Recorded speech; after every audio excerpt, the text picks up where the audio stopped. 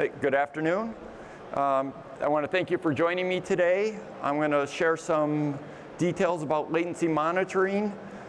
This was a feature that's defined in the OCP data center NVMe specification, and it's supported in KIOXIA's XD6 and XD7P data center drives.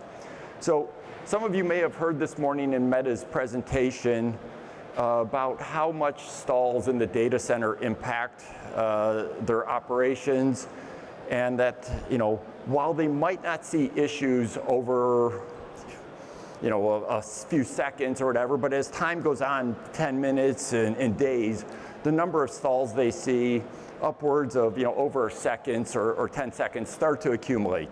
So latency monitoring is a feature designed to address that problem, so let's take a deeper look at that.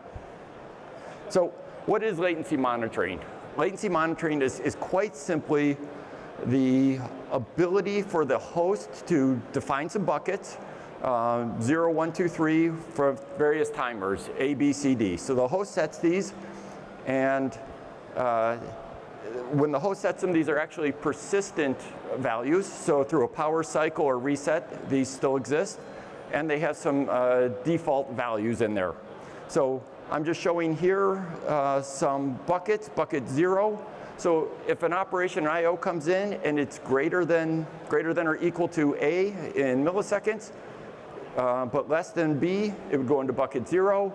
And likewise, anything between B and C goes in bucket 1, between C and D in bucket 2, and anything greater than D would go into bucket 3. So what commands actually go into these buckets? So you can think of those buckets as a whole set, and there's a set of buckets for all the reads, there's another set of buckets for all the write commands, and there's a set of buckets for all the deallocates. These are the commands that are really important in the data center, and ones that they want to continually monitor. So what goes into each bucket? And the specification says that the latency from the device is actually monitored from the time it's fetched from the submission queue until the drive completes it and marks it complete in the completion queue. And so let's just say a command comes in and the drive starts a timer, and when it completes it, it looks, it says, hey, what was my time? Where do I put this? So if it's something that falls into bucket A, it would increment the counter in there. Likewise, if it fell into buckets 1, 2, or 3, it would also increment those timers. So within each bucket, there's a count of the number of events that fell into each bucket. In addition to that, it doesn't only say how many went in, it also will give some information about it.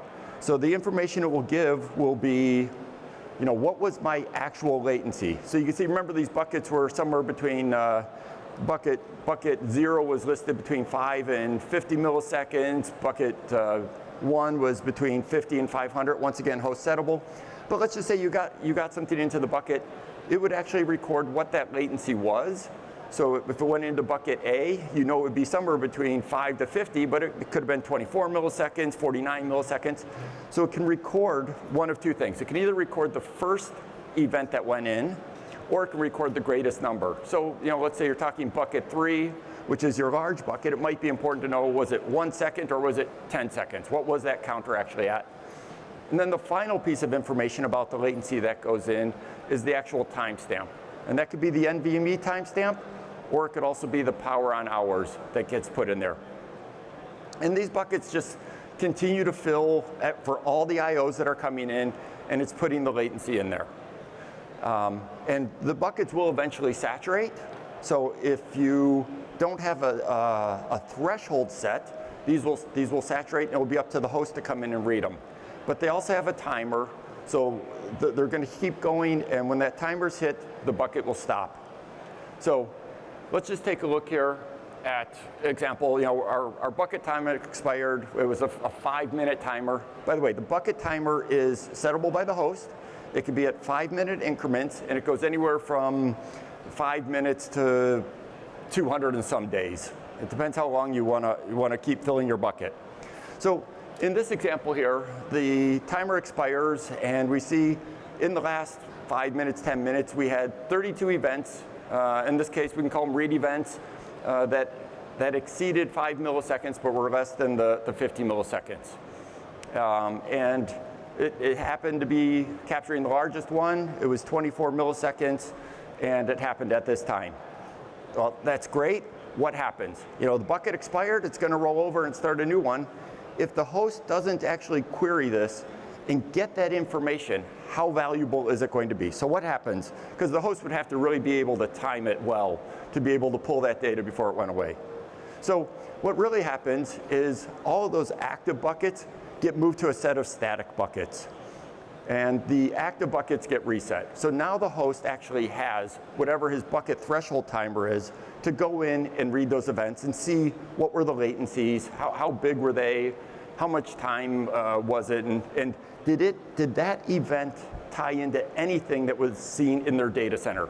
Because once again, the drive itself, when they see a stall in their data center, there's a whole bunch of different devices. They don't know what it is, so they want to go off and ask the drive, hey, did you see anything? Might it be you that was contributing to it?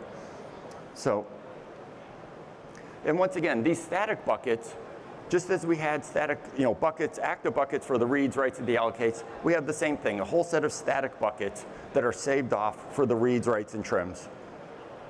Okay? And then the final thing that is important, let's just say we had this case here. So you've been running, he goes to pull it, this data is going to get moved, and he sees, okay, I had a read latency. I had one read latency that came in at 1.5 seconds.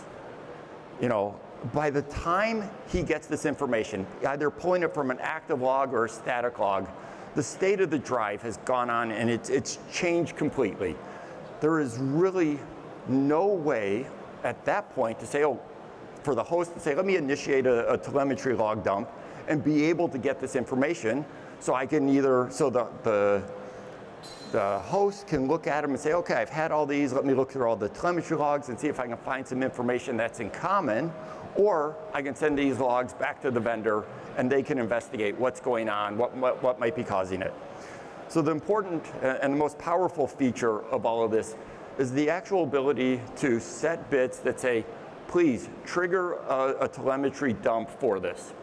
So in this case here, you would see that, and you could set them independent on an IO type. So if you were in a workload that was very read sensitive and read latencies were important, you could say, hey, if you get a read command that falls into buckets 1, 2, or 3, go ahead and trigger a debug dump for me. You might be in a spot here where in this case writes weren't that important. Write latencies, you could take something up to that 1 second or whatever. Say, only if you fall into bucket 3 do I want a debug log triggered for that. So, and then finally, deallocates also independent. So for each of the commands that go into the various buckets, the host can determine when to trigger a telemetry dump to help debug the information here. Okay?